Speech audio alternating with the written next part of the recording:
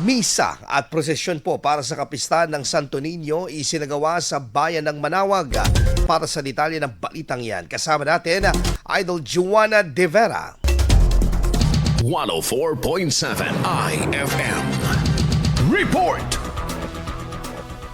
Nagsagawa ng misa at prosesyon ng simbahan ng Minor Basilica of Our Lady of Manawag kahapon bilang bahagi ng selebrasyon sa kapistahan ng Santo Niño. Isinagawa ang sunod-sunod na misa mula alas 5 ng umaga hanggang alas 4:30 ng hapon. Daang-daang mga deboto at bisita ang dumayo upang makimisa sa nasabing simbahan, lalo na at araw ng linggo, upang ipanalangin ang kanilang mga kahilingan.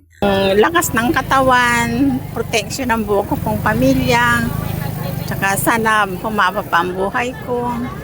Yun lang po. Isinagawa rin ang Eucharistic celebration kasunod ng solemn procession bandang alas 5:30 ng hapon. Nagsimula ang debosyon sa Santo Niño noong 1521 nang ibigay ni Ferdinand Magellan ang imahe ng Santo Niño kay Reyna Juana ng Cebu matapos siyang mabinyagan. Ang imaheng ito ang itinuturing na pinakamatandang relikyang Kristiyano sa bansa. Kasama mula rito sa IFM Dagupan, ito si Idol Joanna De Vera, Tatak IFM.